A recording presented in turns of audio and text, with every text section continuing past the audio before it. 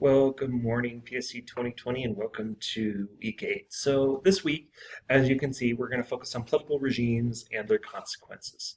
So, the way we'll approach this is obviously build upon what we've done thus far in this class in terms of, understanding different forms of political government, different forms of political philosophy, political ideology, doctrine, etc.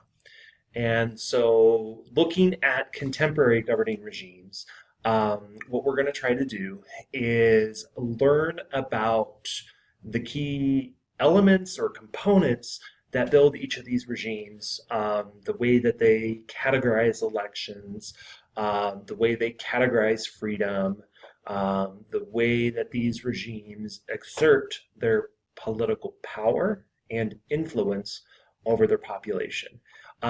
We're also basically going to figure out what are the circumstances and the criteria that we use to define a failed state or a fragile state when, say, the political elite or the political regime elite look at different regions across the globe. And so, in essence, right, what we're trying to do is apply everything that we've learned thus far to the contemporary context, whether we are looking at Europe, whether we're looking at Africa, or whether we're looking at the Near East.